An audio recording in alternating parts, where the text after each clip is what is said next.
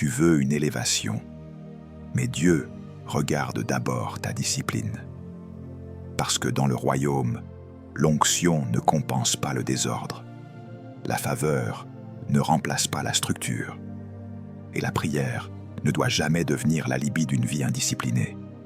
Tu peux crier « Seigneur, élève-moi » et pourtant garder des habitudes qui t'abaissent chaque jour. Alors Dieu attend, non parce qu'il est lent, mais parce qu'il est fidèle, fidèle à ton appel. Donc, il refuse de te promouvoir dans un caractère qui ne peut pas porter le poids de ta promotion. Tu dois entendre ceci comme un avertissement et comme une bonne nouvelle. Si tu changes ta discipline, tu changes ton niveau. Si tu changes tes habitudes, tu changes ton futur. Si tu changes ton emploi du temps, tu changes ton destin. Dieu n'est pas en train de négocier avec ton potentiel. Il attend que tu t'alignes avec lui. Parce que ton prochain palier n'est pas bloqué par un démon. Il est bloqué par un système intérieur, non gouverné. La Bible dit « Ne savez-vous pas que ceux qui courent dans le stade courent tous, mais qu'un seul remporte le prix? Courez de manière à le remporter. Tous ceux qui combattent s'imposent toute espèce d'abstinence. Moi donc, je cours, non pas comme à l'aventure.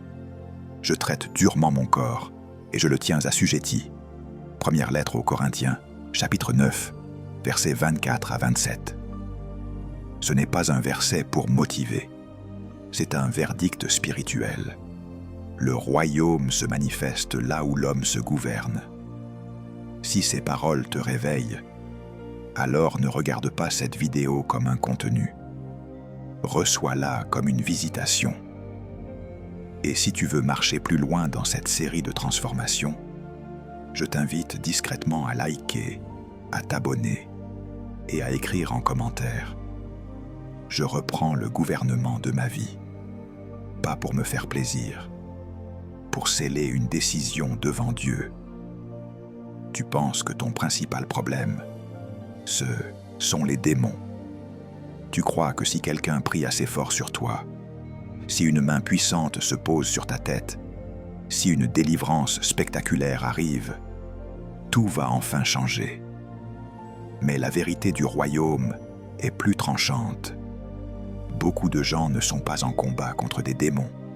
Ils sont en conflit contre leurs propres habitudes. Ils ne sont pas oppressés par l'enfer. Ils sont dominés par l'indiscipline. Ils ne sont pas bloqués par une malédiction. Ils sont bloqués par l'absence de structure intérieure. Et Dieu, dans sa sagesse, ne te délivre pas de ce que tu refuses de gouverner. Tu accuses l'environnement. Tu dis que c'est le pays, c'est la crise, c'est le système, c'est le manque d'opportunités, c'est la mentalité autour de toi. Oui, l'environnement peut être difficile. Oui, l'atmosphère peut être lourde. Mais l'environnement n'a jamais eu le pouvoir final sur un homme discipliné. Un homme discipliné transforme l'environnement au lieu d'être modelé par lui. Un homme discipliné impose une culture au chaos. Un homme discipliné ne demande pas la permission à la saison pour porter du fruit. Il s'ajuste, il s'organise, il se lève, il avance, il prie, oui. Mais il agit comme un homme qui a compris que la foi n'est pas un sentiment, c'est une obéissance. Tu accuses la famille. Tu dis « Tu ne sais pas d'où je viens ». Tu évoques l'enfance, les blessures, les manques, les trahisons, l'absence d'un père, la fatigue d'une mère, les disputes, les humiliations, les retards. Et je ne minimise pas la douleur, mais je refuse que tu fasses de ton histoire un trône. Parce que certains utilisent leurs blessures comme identité, et ils appellent cela vérité. Non. Dans le royaume, ta blessure n'est pas ta personnalité. Ton passé n'est pas ton contrat. Ton origine n'est pas ta limite. Tu peux venir d'un endroit brisé, et devenir un instrument d'ordre. Mais il faut une chose que beaucoup n'ont pas, la discipline de se reconstruire. Tu accuses le temps. Tu dis « je vais changer demain ». Mais demain est le mensonge préféré de ceux qui aiment leur chaîne. Tu remets à plus tard ce que Dieu te demande maintenant, puis tu appelles cela patience. Tu confonds la patience avec la procrastination spirituelle. Tu confonds l'attente avec l'inaction. Or, Dieu n'a jamais béni un futur imaginaire. Dieu bénit une obéissance présente. Il bénit un pas réel. Il bénit une décision concrète. C'est pour cela que tant de gens restent dans les mêmes cycles. Ils prient pour un changement qu'ils n'organisent pas. Voici la révélation centrale. Écoute-la comme une flèche. Ton plus grand ennemi n'est pas un esprit extérieur. C'est une absence de gouvernement intérieur. Tant que tu ne te diriges pas, tu seras dirigé. Tant que tu n'ordonnes pas ton temps te dévorera. Tant que tu ne règles pas ton sommeil deviendra ton maître. Tant que tu ne règnes pas sur ton téléphone régnera sur ta concentration. Tant que tu ne disciplines pas ta bouche sabotera tes relations. Tant que tu ne disciplines pas tes pensées deviendront un couloir pour la peur. Et tu peux jeûner autant que tu veux. Si tu ne changes pas ton système, tu répéteras ton cycle. Beaucoup veulent une percée, mais ils n'ont pas de routine. Beaucoup veulent une élévation, mais ils n'ont pas d'horaire. Beaucoup veulent plus, mais ils ne supportent pas moins. Ils veulent le fruit sans la racine, la moisson sans la semence, le miracle sans la méthode, la promesse sans le processus. Ils veulent que Dieu fasse en une nuit ce que la discipline doit construire sur des semaines. Et quand ça ne vient pas, ils concluent « Dieu ne m'aime pas ». Non, Dieu t'aime trop pour t'élever au-dessus d'un caractère qui te fera tomber.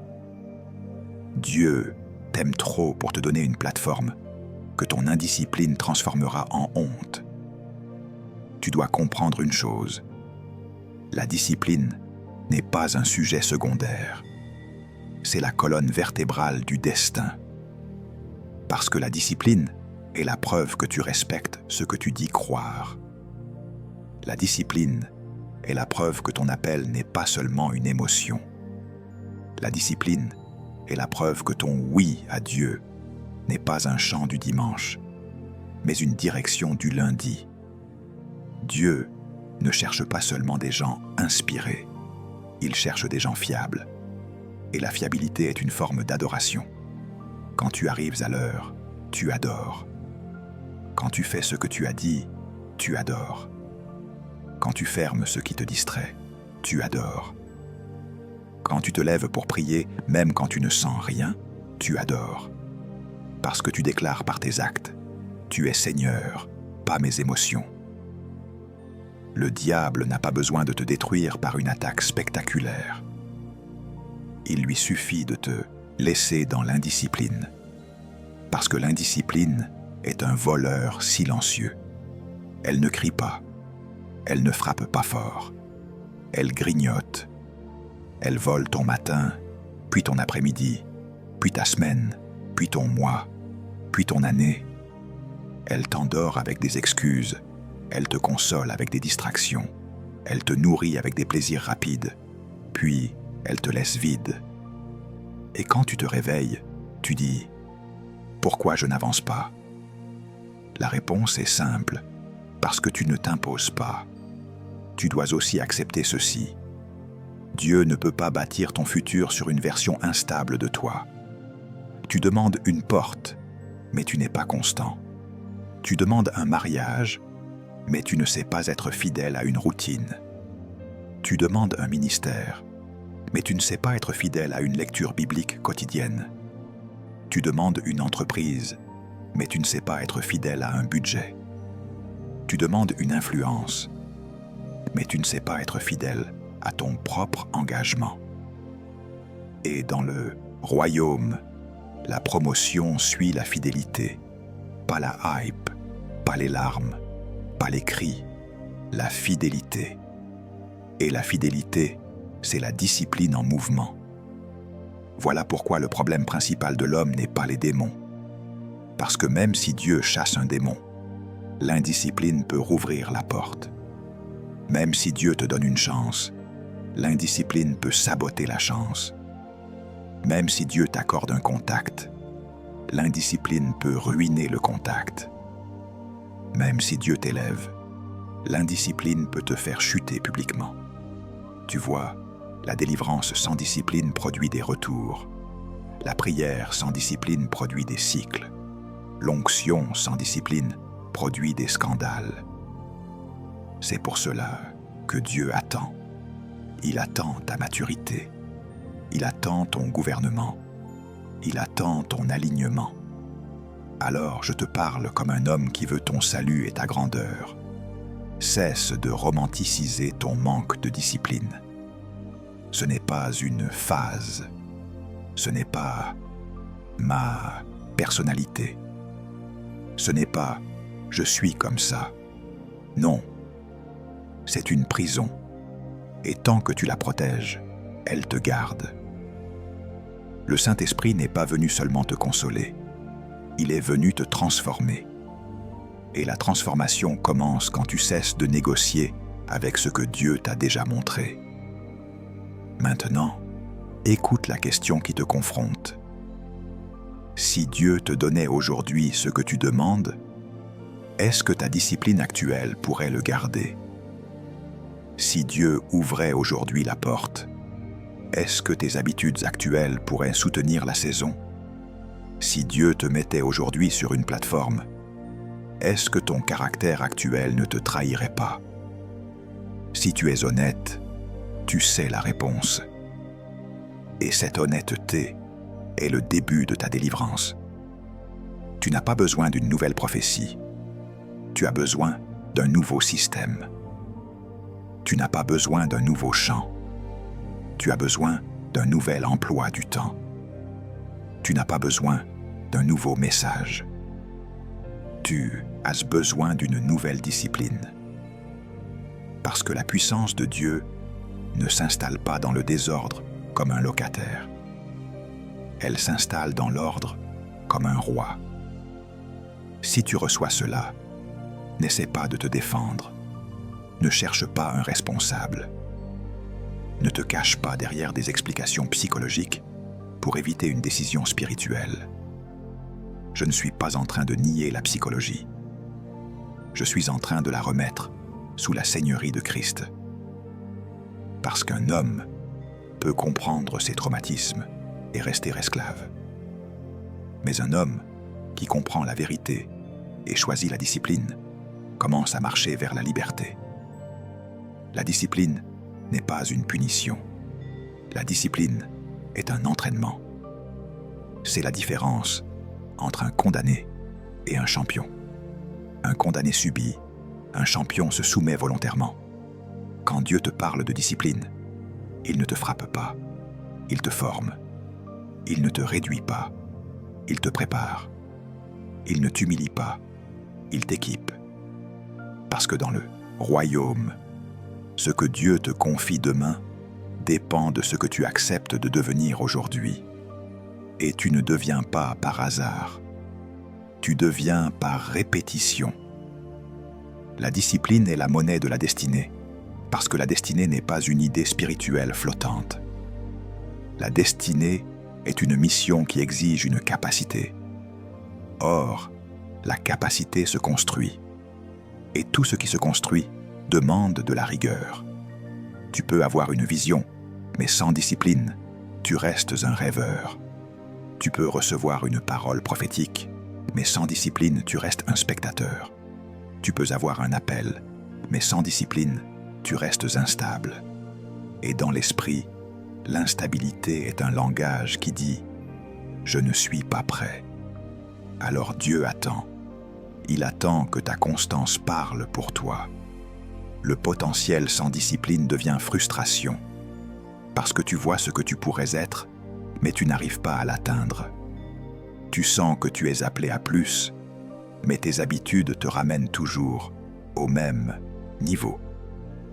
Tu as des idées, tu as des dons, tu as de l'intelligence, tu as même des opportunités, et pourtant tu te retrouves encore à recommencer. Cette douleur-là, ce n'est pas forcément un esprit. C'est souvent la conséquence d'un potentiel non gouverné. Et plus ton potentiel est grand, plus ton absence de discipline te torture. Parce que tu portes une grande promesse dans une petite structure. L'inspiration sans discipline devient illusion. L'inspiration te visite, mais elle ne te bâtit pas si tu ne la transformes pas en système. Tu peux pleurer sous une prédication, tu peux être touché dans une adoration, tu peux sentir un feu intérieur. Mais si tu retournes à la même routine de négligence, l'inspiration devient une drogue émotionnelle. Elle te donne l'impression d'avancer alors que tu restes au même endroit. Dans le royaume, l'inspiration est un allumage, mais la discipline est le moteur. Sans moteur, tu fais du bruit, tu ne bouges pas. La prière sans discipline devient inefficace. Non parce que Dieu n'entend pas, mais parce que tu ne coopères pas. La prière n'a jamais été conçue pour remplacer l'obéissance. Elle a été conçue pour produire l'alignement. Prier et rester indiscipliné, c'est demander à Dieu de bénir un désordre que tu refuses de corriger. Et Dieu ne bénit pas ce qui te détruit. Il peut te pardonner, oui. Il peut te relever, oui. Mais il ne va pas applaudir une structure qui sabotage ta propre destinée. La prière efficace n'est pas celle qui crie le plus. C'est celle qui conduit à une décision, puis à une routine. Alors retiens ceci comme une loi personnelle. Chaque fois que tu choisis la discipline, tu choisis la liberté. Chaque fois que tu refuses la discipline, tu choisis une forme d'esclavage. Parce que la discipline ne t'enlève pas quelque chose, elle te rend à toi-même. Elle te redonne le contrôle. Elle te rend capable de dire non. Elle te rend capable de persévérer. Elle te rend capable de porter le poids de l'élévation. Et c'est exactement ce que Dieu attend. Non une émotion, mais une structure. Dieu n'opère pas dans le désordre. Dieu crée par l'ordre. Il maintient par l'ordre. Il bénit par l'ordre. Et quand tu demandes à Dieu de t'élever, tu demandes à Dieu de te faire entrer dans un niveau supérieur d'ordre. Parce que l'élévation n'est pas seulement une hauteur, c'est une responsabilité. Et la responsabilité exige une structure. Regarde la création. Avant que Dieu ne remplisse, il organise. Avant que Dieu ne multiplie, il sépare. Avant que Dieu ne fasse apparaître la beauté, il établit des limites. La Bible dit « La terre était informe et vide. Dieu dit « Que la lumière soit. » Dieu sépara la lumière d'avec les ténèbres. Dieu appela la lumière jour, et il appela les ténèbres nuit. Livre de la Genèse, chapitre 1, versets 2 à 5. Tu vois la séquence. Dieu ne commence pas par te donner quelque chose. Dieu commence par mettre de l'ordre. Il sépare, il nomme, il définit, il fixe. Parce que ce qui n'est pas défini ne peut pas être dominé. Les saisons obéissent à un ordre. Tu ne pries pas pour que l'hiver devienne été. Tu t'ajustes à la saison, tu travailles avec la saison, tu plantes selon la saison. Le soleil respecte une trajectoire, les étoiles ont des lois, les océans ont des limites. Même les vagues, qui semblent libres, se brisent là où Dieu a dit qu'elles se briseraient. Tout ce que Dieu a créé fonctionne par ordre. L'ordre n'est pas une option de la création, c'est sa nature. Et quand l'homme vit sans ordre, l'homme vit contre la nature du royaume. Le problème, c'est que l'homme a reçu le libre arbitre. Et le libre arbitre est un don dangereux, parce qu'il te permet de désobéir à l'ordre sans qu'un ange t'arrête physiquement. Tu peux dormir quand tu devrais prier. Tu peux parler quand tu devrais te taire. Tu peux dépenser quand tu devrais économiser. Tu peux repousser quand tu devrais agir. Tu peux nourrir ta chair quand tu devrais nourrir ton esprit. Et personne ne te ligote. Personne ne te force. Le ciel te laisse choisir. Mais chaque choix construit un ordre ou construit un chaos. C'est là que tu dois comprendre quelque chose de très sérieux. Quand ta vie est en désordre, tu ne peux pas demander à Dieu une élévation stable. Parce que l'élévation amplifie. Si tu es ordonné, l'élévation amplifie ton impact. Si tu es désordonné, l'élévation amplifie ton chaos. Si tu es discipliné, l'élévation révèle ton autorité. Si tu es indiscipliné, l'élévation révèle tes fissures. Voilà pourquoi Dieu attend que tu changes ta discipline avant de t'élever. Parce qu'il refuse d'appeler promotion ce qui deviendrait une exposition de ton désordre. Genèse te montre aussi une autre loi. Dieu confie le pouvoir, l'homme, après l'ordre. Après avoir établi les cadres, Dieu dit à l'homme de dominer, de soumettre, de garder. Il donne un mandat, mais ce mandat suppose une capacité d'organisation. Tu ne peux pas garder ce que tu ne sais pas structurer. Tu ne peux pas dominer ce que tu ne sais pas gouverner. Tu ne peux pas cultiver si tu es irrégulier. Le mandat du royaume n'est pas pour les instables. Le mandat du royaume est pour ceux qui acceptent de vivre comme Dieu crée, avec des limites, des rythmes, des saisons, des décisions. Alors voici la correction qui te réveille. Si tu veux que Dieu mette de la lumière dans ta vie, commence par séparer. Sépare le nécessaire du superflu. Sépare le sacré du distrayant. Sépare l'appel du bruit. Sépare la vision des conversations inutiles. Sépare ton avenir de tes anciennes habitudes. Parce que dans Genèse, la lumière n'est pas apparue dans un mélange confus. La lumière est apparue quand Dieu a parlé et quand Dieu a séparé. Et tant que tu refuses de séparer, tu demandes à Dieu de bénir un mélange. Or, le mélange est le langage du désordre.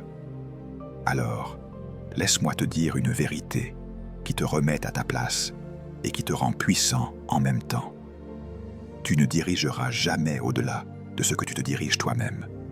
Dans le royaume, l'autorité n'est pas d'abord un micro, une position, un titre ou une foule. L'autorité est une domination intérieure. C'est la capacité de dire à ton âme « assieds-toi ». C'est la capacité de dire à ton corps « tu n'es pas le chef ». C'est la capacité de dire à tes émotions « vous n'êtes pas le gouvernement ». Parce que tant que quelque chose en toi te commande, tu ne peux pas commander légitimement autour de toi. Beaucoup veulent le leadership parce qu'ils veulent être vus, écoutés, respectés. Mais le leadership du royaume ne commence pas devant les hommes, il commence dans le secret. Il commence dans la chambre quand personne n'applaudit. Il commence dans la gestion du temps quand personne ne regarde. Il commence dans la maîtrise de la langue quand personne ne t'entend. Il commence dans la pureté des pensées quand personne ne peut vérifier. C'est pour cela que Dieu attend ta discipline avant de t'élever. Parce qu'il ne donne pas une plateforme à quelqu'un qui n'a pas appris à être stable hors plateforme.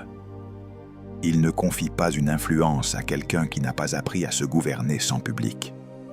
Tu dois comprendre ceci. L'autodiscipline est la fondation du leadership, parce que le leadership est une transmission. Tu transmets ce que tu es, pas ce que tu dis. Tu peux enseigner la prière, mais si tu pries rarement, tu transmets l'hypocrisie. Tu peux parler de destinée, mais si tu es paresseux, tu transmets l'instabilité. Tu peux prêcher sur l'ordre, mais si ta vie est un chaos, tu transmets la confusion. Les gens ne suivent pas tes phrases, ils suivent la preuve de ton gouvernement intérieur. Et si ton intérieur est en désordre, ton extérieur finira par s'écrouler, même si tu as du charisme. Paul, lui, l'a compris. Il a compris que le plus grand combat n'est pas sur une scène, c'est dans le corps. Il a compris que le ministère n'est pas d'abord une manifestation, c'est une maîtrise. Et il dit une phrase qui devrait te faire trembler et t'aligner. Je traite durement mon corps et je le tiens assujetti, de peur d'être moi-même rejeté après avoir prêché aux autres. Première lettre aux Corinthiens, chapitre 9, verset 27. Ce n'est pas de la poésie, c'est une loi. Tu peux prêcher aux autres et être disqualifié si tu refuses de te discipliner. Regarde la profondeur. Paul ne dit pas « le diable m'attaque ». Il dit « je tiens mon corps assujetti ». Il ne blâme pas l'environnement. Il blâme l'indiscipline possible de sa chair. Il ne cherche pas une excuse, il établit une stratégie. Il comprend que la chair a ses appétits et que si tu ne la gouvernes pas, elle te gouvernera. Et il comprend aussi que l'onction ne supprime pas le besoin de discipline. Au contraire, plus l'onction est forte, plus la discipline doit être forte. Parce que la puissance attire l'attention, et l'attention révèle les failles. C'est pour cela que je te dis avec autorité, si tu veux être un leader, commence par diriger ton matin. Dirige ton sommeil. Dirige tes pensées. Dirige tes conversations. Dirige tes finances. Dirige ta bouche. Dirige tes désirs. Parce que le leadership n'est pas l'art de contrôler les autres, c'est l'art de se contrôler soi-même par le Saint-Esprit. Et quand tu te contrôles, Dieu te confie. Quand tu te gouvernes, Dieu t'établit. Quand tu deviens fiable dans le secret, Dieu t'honore en public. Alors, voici la correction finale de cette partie. Si tu échoues dans l'autodiscipline, tu n'as pas un problème de leadership, tu as un problème de seigneurie. Parce que là où Christ est Seigneur, la chair n'est pas reine. Là où Christ règne, les émotions ne dictent pas. Là où Christ gouverne, l'homme choisit l'ordre même quand il ne ressent rien. Alors maintenant, je vais casser une idole dans ta bouche. Une idole simple, banale, acceptée, répétée, et pourtant destructrice. Cette idole s'appelle « Je n'ai pas envie ». Je n'ai pas envie n'est pas une émotion innocente. C'est une confession de capitulation. C'est une phrase qui remet le volant de ta vie à ton humeur. Et quand ton humeur conduit, ton destin devient un accident. Tu dois comprendre ceci. Les émotions sont de mauvais leaders. Elles changent avec la météo, avec une parole, avec un regard, avec un sommeil court, avec une contrariété. Les émotions ne sont pas faites pour gouverner. Elles sont faites pour signaler. Elles indiquent quelque chose, mais elles ne doivent pas décider. Si tu laisses l'envie décider, tu seras fidèle seulement quand c'est facile. Et si tu n'es fidèle que quand c'est facile, tu n'es pas un disciple, tu es un consommateur. Dans le royaume, la discipline commence exactement là, au moment où tu n'as pas envie. Le moment où tu n'as pas envie de prier, c'est le moment où la prière devient gouvernement. Le moment où tu n'as pas envie de lire, c'est le moment où l'intelligence spirituelle se construit. Le moment où tu n'as pas envie de te lever, c'est le moment où ton futur se sépare de ton passé. Parce que la chair adore le confort et l'appel exige la constance. Tu ne peux pas être appelé et paresseux en même temps. Tu ne peux pas vouloir une élévation et protéger tes excuses. À un moment, tu dois choisir qui règne, ton but ou ton humeur. Le but est constant. Les sentiments fluctuent. Ton appel ne change pas parce que tu es fatigué. Ta mission ne disparaît pas parce que tu as eu une mauvaise journée. La volonté de Dieu ne se modifie pas parce que tu es contrarié. C'est toi qui dois apprendre à être stable quand tout en toi veut être instable. Et ça, c'est la maturité. Ce n'est pas un don. Ce n'est pas une émotion.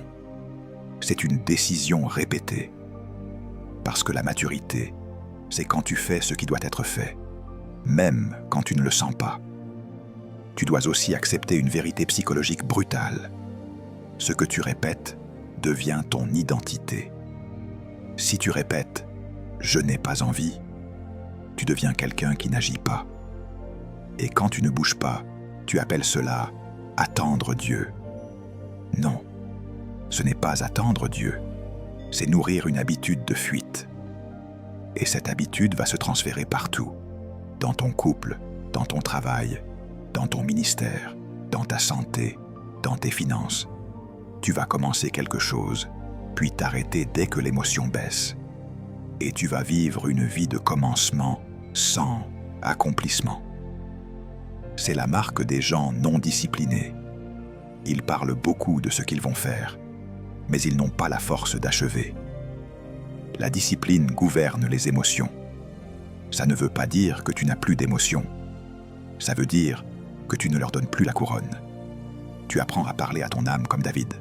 « Mon âme, bénis l'Éternel. » Il ne demande pas à son âme si elle a envie.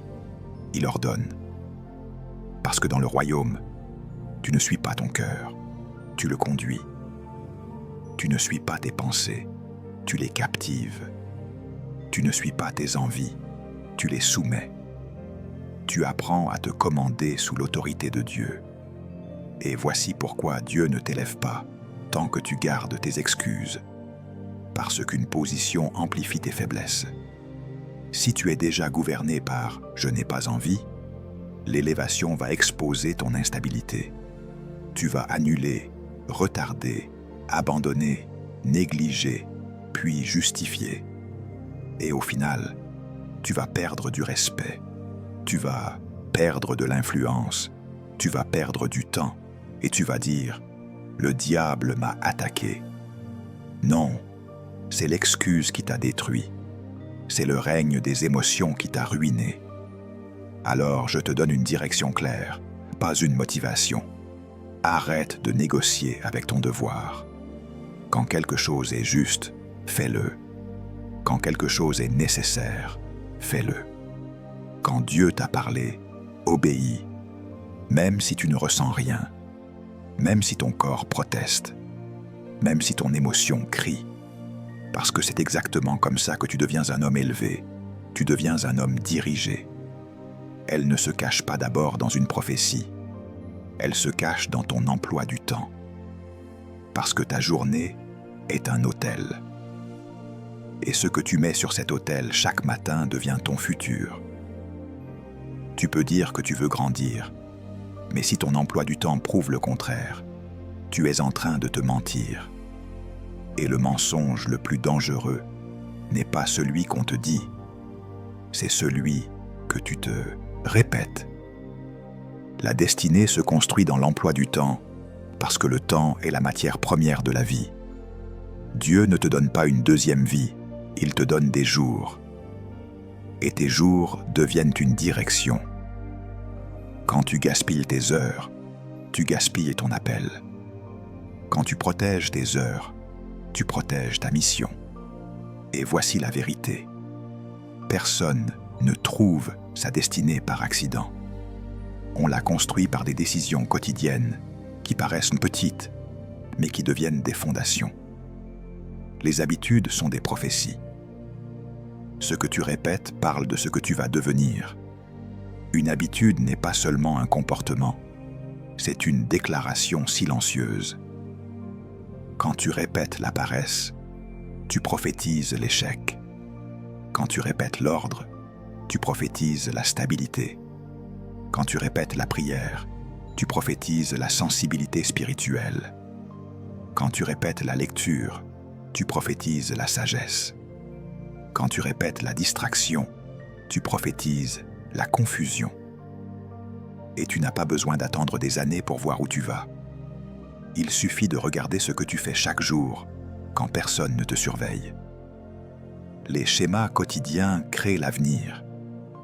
Ta vie ne change pas quand tu ressens, elle change quand tu répètes. Parce que le cerveau humain est sculpté par la répétition, et l'esprit d'un homme est fortifié par les routines. Même la foi se muscle par la constance. C'est pour cela que des gens aiment les moments puissants, mais fuient les systèmes. Or, Dieu travaille souvent par système. Tu pries, oui, mais tu établis aussi. Tu demandes, oui, mais tu planifies aussi. Tu crois, oui, mais tu t'organises aussi. Parce que la foi authentique ne produit pas seulement des paroles, elle produit des habitudes alignées. C'est là que Romain vient te frapper avec une exigence de transformation. Ne vous conformez pas au siècle présent, mais soyez transformés par le renouvellement de l'intelligence. Lettre aux Romains, chapitre 12, verset 2. La transformation commence dans l'intelligence, mais elle ne reste pas dans l'intelligence. Elle descend dans tes choix. Elle descend dans ton agenda. Elle descend dans tes priorités. Renouveler ton intelligence, ce n'est pas seulement comprendre mieux, c'est vivre autrement. C'est refuser d'être programmé par le monde et choisir une nouvelle programmation par la parole. Parce que le monde te discipline aussi, mais dans le mauvais sens. Il te discipline à scroller. Il te discipline à réagir. Il te discipline à comparer.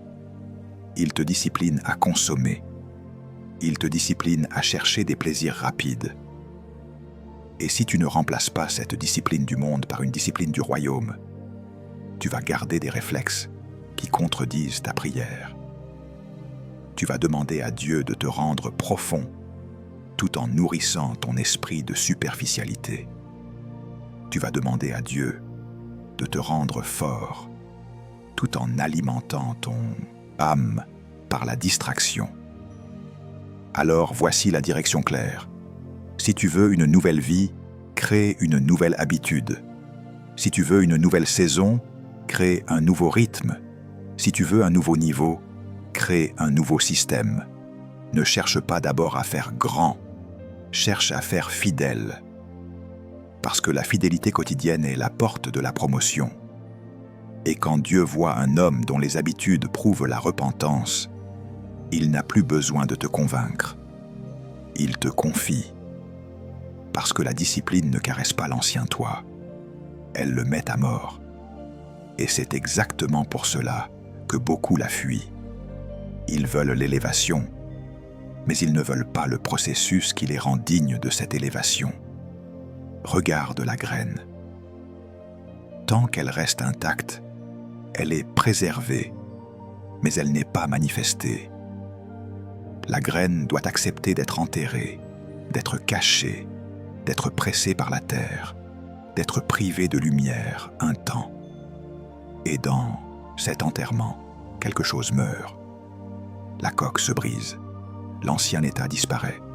Ce n'est pas un accident, c'est une loi. Sans brisure, pas de germination. Sans abandon, pas de croissance. La discipline fonctionne pareil. Elle enterre ton ancien confort pour faire pousser ta nouvelle stature. Et si tu refuses de perdre certaines facilités, tu refuses de naître à ton prochain niveau. Regarde le cocon. Ce n'est pas une prison, c'est un atelier. De l'extérieur, on dirait une immobilité. Mais à l'intérieur, c'est une transformation radicale. Le papillon n'est pas une amélioration de la chenille, c'est une autre nature révélée par un processus. Et ce processus exige une forme de restriction. Le cocon limite les mouvements. Il impose une saison de retrait. Il oblige la créature à devenir avant de paraître. Voilà pourquoi Dieu te met parfois dans des saisons où tu sens moins d'applaudissements et plus de silence. Ce n'est pas un rejet, c'est une formation. Il t'empêche de courir partout pour t'obliger à te reconstruire. Et si tu comprends cela, tu arrêtes de te plaindre et tu commences à coopérer. Regarde le sculpteur. Il ne demande pas au marbre « Est-ce que tu as envie d'être une statue ?» Il frappe, il taille, il enlève, il retire ce qui est en trop pour révéler ce qui est dedans. Et le marbre ne peut pas négocier. Si le marbre pouvait parler, il dirait « Ça fait mal ». Mais le sculpteur répondrait « Je ne te détruis pas, je te révèle ». La discipline, c'est le ciseau du Saint-Esprit. Il enlève tes excès, tes retards, tes distractions, tes habitudes sales, tes réactions charnelles. Il taille ta langue. Il taille ton orgueil. Il taille ta paresse. Il taille ta dispersion. Et ce que tu appelles perte, Dieu l'appelle purification. Ce que tu appelles restriction, Dieu l'appelle préparation. Regarde le papillon. Il ne vole pas parce qu'il a prié plus fort. Il vole parce qu'il a traversé une métamorphose. Et il y a une loi encore plus profonde. Si tu ouvres le cocon pour aider le papillon à sortir trop tôt, tu le condamnes. Parce que la lutte pour sortir renforce ses ailes. La résistance fait partie de sa préparation. De la même manière, il y a des choses que Dieu ne te laisse pas obtenir facilement.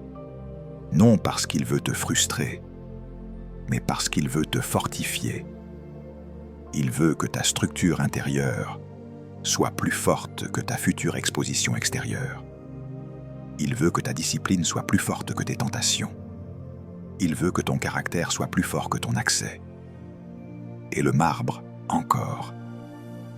La beauté n'est pas ajoutée, elle est révélée. La discipline détruit l'ancien soi et révèle le nouveau soi. Elle détruit les réflexes de la chair et révèle la nature du royaume en toi. Elle détruit la version impulsive et révèle la version gouvernée. Elle détruit l'homme dispersé et révèle l'homme aligné. Elle détruit le croyant émotionnel et révèle le disciple stable. Voilà pourquoi Dieu attend que tu changes ta discipline avant de t'élever. Parce que ton élévation n'est pas une récompense, c'est une manifestation. Et ce qui doit être manifesté doit être formé. Alors voici la correction finale. Ne méprise pas le ciseau, ne maudis pas le cocon, ne fuis pas l'enterrement de la graine. Ce qui est en train de mourir en toi n'est pas ta destinée, c'est ton ancienne nature. Et ce qui est en train d'apparaître n'est pas un hasard, c'est la version de toi que Dieu a vue avant que tu existes. Alors maintenant je te ramène sur terre, parce que le royaume ne se prouve pas par des émotions, il se prouve par des pratiques. Tu peux aimer cette parole, mais si tu ne changes rien après, tu n'as pas reçu une révélation, tu as consommé un moment. L'application, c'est là où la vérité devient chère. C'est là où ton futur commence à obéir. Tu veux que ta transformation devienne prévisible. Alors, arrête de vivre au hasard. Parce que le hasard est l'allié de l'indiscipline. Tu n'as pas besoin d'attendre d'avoir envie pour changer. Tu as besoin d'une règle. Tu as besoin d'un rythme. Tu as besoin d'un système simple qui ferme la porte au sabotage. La discipline n'a pas besoin d'être compliquée pour être puissante. Elle doit être claire. Elle doit être répétable. Elle doit être non négociable. Commence par te lever plus tôt.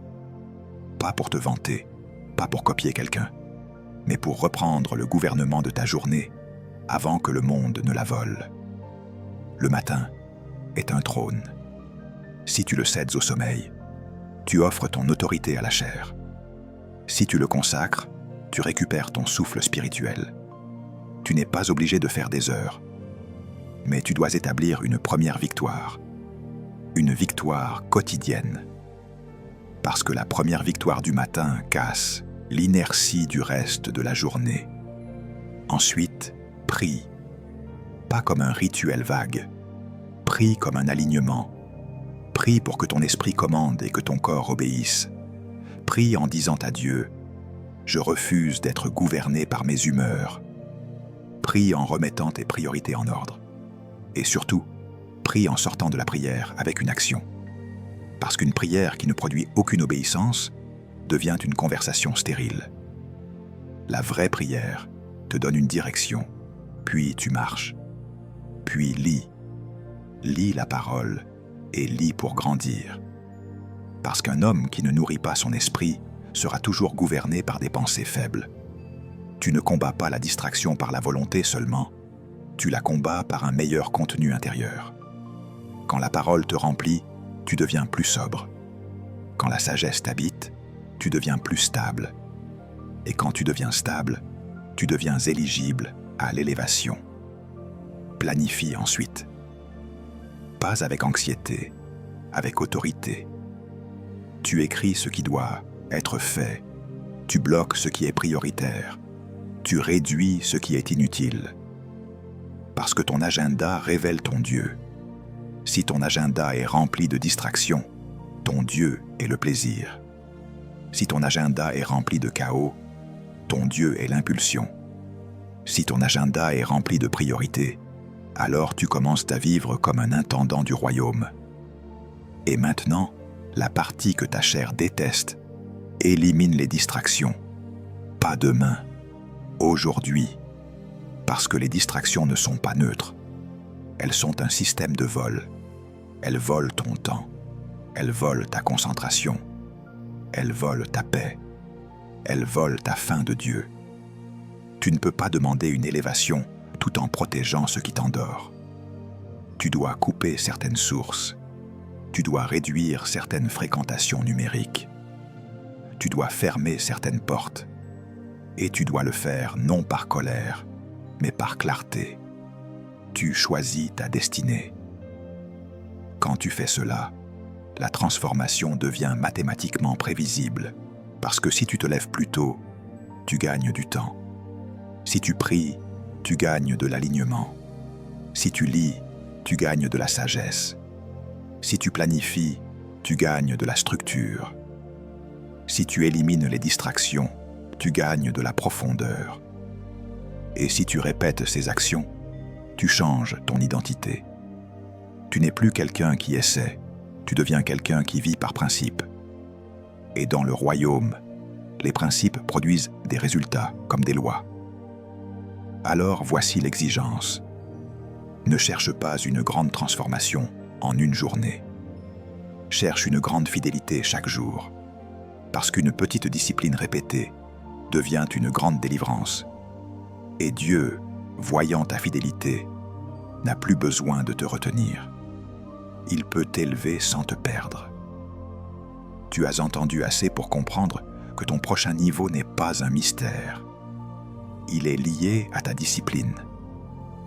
Dieu n'est pas en train de te refuser une élévation par méchanceté.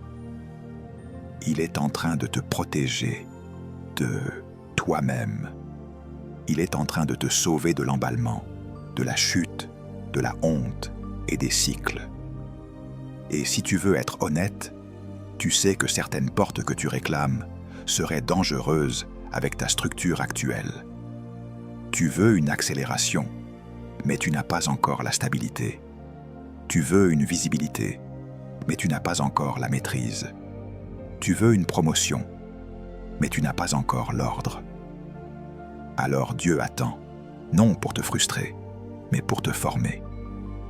Et maintenant, je te dis ceci comme une voix d'avertissement et comme une voix de direction.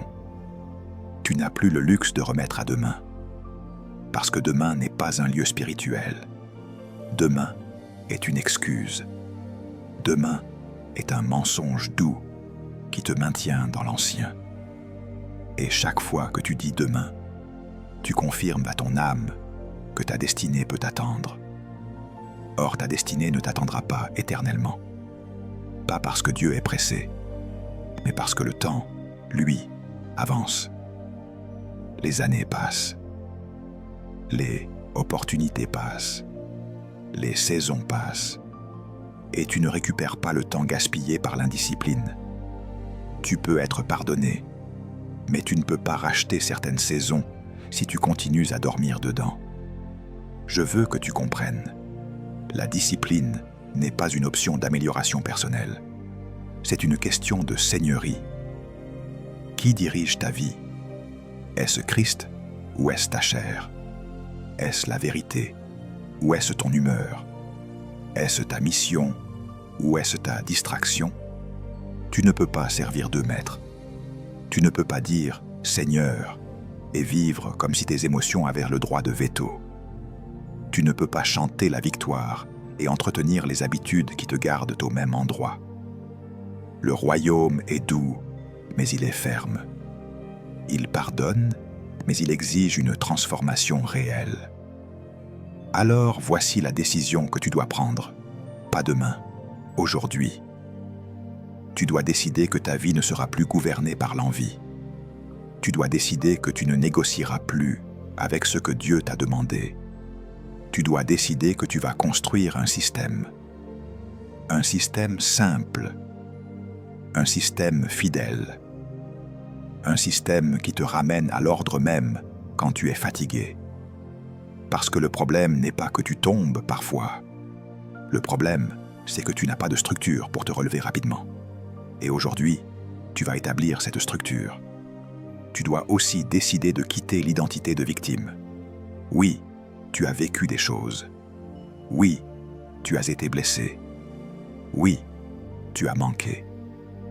Mais à partir d'aujourd'hui, tu refuses d'utiliser ton passé comme justification de ton présent. Tu refuses de laisser ton histoire être ton excuse. Tu refuses de spiritualiser ta paresse. Tu refuses de confondre patience et procrastination. Tu refuses de confondre prière et fuite. Tu acceptes que la grâce te donne une puissance, mais que ta discipline doit donner une direction. Et maintenant, je vais te dire une phrase qui doit devenir ton alliance. Je ne veux plus seulement être touché, je veux être transformé. Parce que toucher, c'est un moment. Transformer, c'est une nouvelle nature. Toucher, c'est une larme. Transformer, c'est une routine. Toucher, c'est un dimanche. Transformer, c'est un lundi matin. Et Dieu attend exactement cela. Pas une émotion de plus, mais une structure de plus. Père, au nom de Jésus-Christ, je me tiens devant toi avec vérité, sans masque, sans justification, sans fuite. Je ne viens pas pour être simplement consolé. Je viens pour être corrigé, réaligné, transformé. Je reconnais que tu es un Dieu d'ordre, et je confesse que trop souvent j'ai appelé fatigue ce qui était indiscipline. J'ai appelé saison ce qui était négligence. J'ai appelé combat spirituel ce qui était absence de gouvernement intérieur. Aujourd'hui, je ne veux plus me mentir. Aujourd'hui, je ne veux plus négocier avec ce que ton esprit m'a déjà montré. Je viens avec un cœur repentant, parce que je comprends que le désordre n'est pas seulement une faiblesse, c'est une porte ouverte à la stagnation. Seigneur, je me repens. Je me repens de la paresse déguisée en attente. Je me repens de la procrastination déguisée en patience. Je me repens des excuses que j'ai protégées, des habitudes que j'ai nourries, des distractions que j'ai gardées comme des compagnons, alors qu'elles volaient mon temps, mon feu, ma faim et ma clarté. Je me repens d'avoir remis à demain des décisions que tu demandais aujourd'hui. Je me repens d'avoir vécu sous le règne de « je n'ai pas envie », comme si mes émotions avaient le droit de gouverner mon destin. Seigneur, pardonne-moi, lave-moi, purifie-moi, et que ton pardon ne soit pas seulement une paix dans mon cœur, mais le début d'une nouvelle structure dans ma vie. Père, je te demande maintenant une grâce précise. la grâce de la discipline. Pas une discipline charnelle, orgueilleuse, qui veut prouver quelque chose aux hommes, mais une discipline du royaume, humble, stable, fidèle, soutenue par ton esprit. Je demande la puissance d'obéir quand je ne ressens rien. Je demande la force de faire ce qui doit être fait, sans attendre l'envie. Je demande la capacité de tenir mon corps assujetti, de gouverner mes pensées, de maîtriser ma langue, de contrôler mes appétits, de sanctifier mes habitudes. Seigneur, je ne veux pas seulement prier, je veux coopérer avec la prière. Je ne veux pas seulement croire, je veux organiser ma foi en action. Saint-Esprit, viens sur moi comme un esprit de gouvernement. Apprends-moi à régner d'abord sur moi-même. Je refuse d'être un homme dispersé. Je refuse d'être un croyant instable. Je refuse d'être emporté par l'impulsion. Je refuse de laisser mon attention être vendue au plus offrant. Je refuse de donner mon matin à la chair et d'offrir à Dieu les restes. À partir d'aujourd'hui, je réclame le premier fruit de mes heures. Je réclame la première énergie de ma journée. Je réclame la première concentration de mon esprit. Je décide de te donner la priorité non seulement en parole, mais en rythme. Seigneur, réorganise mes priorités. Mets de l'ordre dans mes affections. Mets de l'ordre dans mon agenda. Mets de l'ordre dans mon sommeil. Mets de l'ordre dans mes relations. Mets de l'ordre dans ma manière de parler, de manger, de travailler, de planifier, de me reposer. Je refuse le chaos. Je refuse le mélange. Je refuse de vivre avec une double vie intérieure, où je dis une chose et je pratique l'opposé. Que ma vie devienne une seule phrase cohérente devant toi. Que ma confession et mon emploi du temps se ressemblent. Que mes prières et mes habitudes se répondent. Que mon appel et mon rythme marchent ensemble. Père, je te demande le renouvellement de mon intelligence.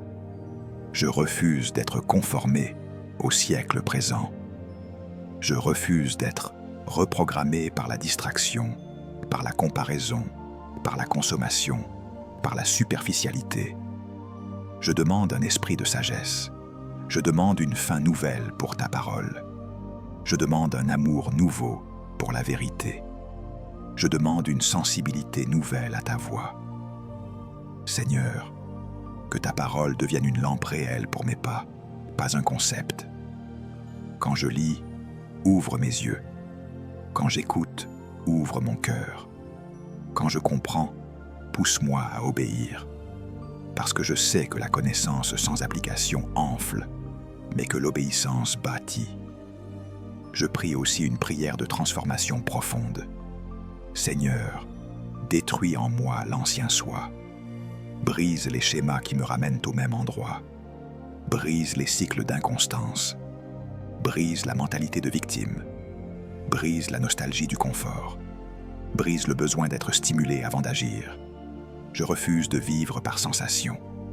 Je choisis de vivre par principe. Je choisis de vivre par alliance. Je choisis de vivre par discipline. Que la graine en moi accepte d'être enterrée pour germer. Que le cocon en moi accepte la restriction pour révéler le papillon. Que le ciseau du sculpteur enlève ce qui est en trop, afin que l'image que tu as placée en moi apparaisse. Seigneur Jésus, j'aligne mon cœur avec ta seigneurie. Je déclare que tu es Seigneur sur mon temps. Tu es Seigneur sur mon corps.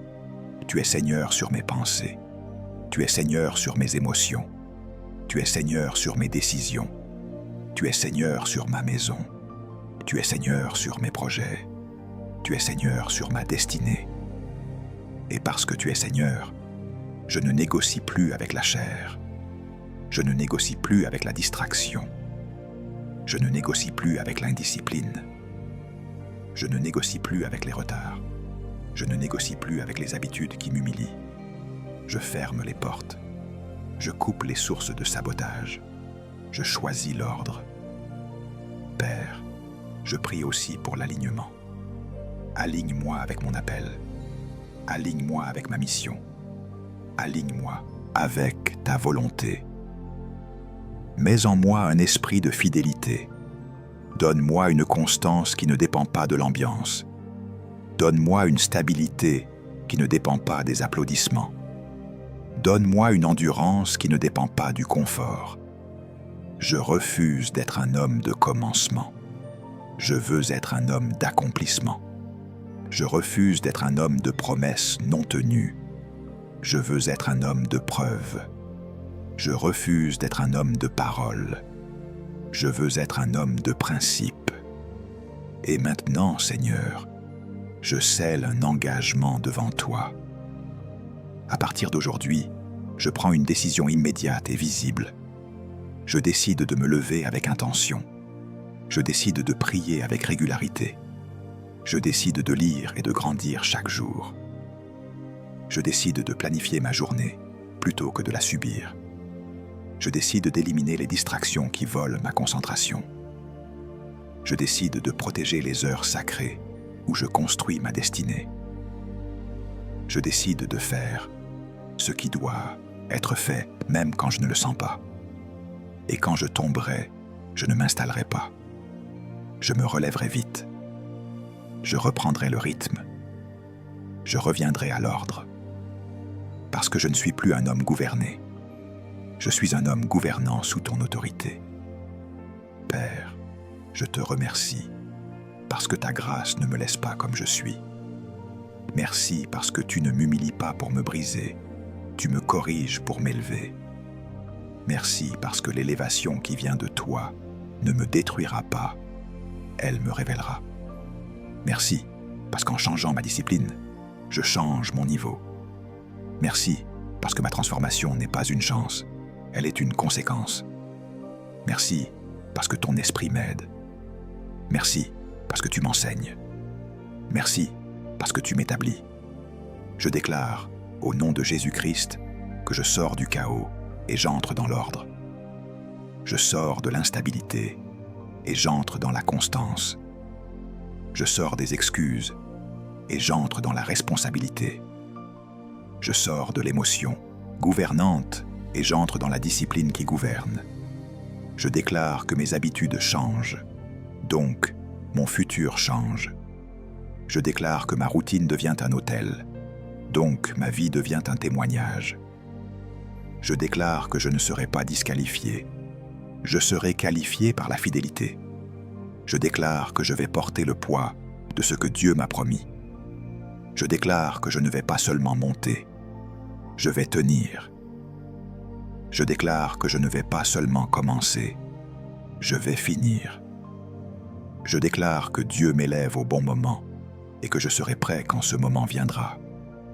Au nom puissant de Jésus-Christ, j'ai prié. Amen.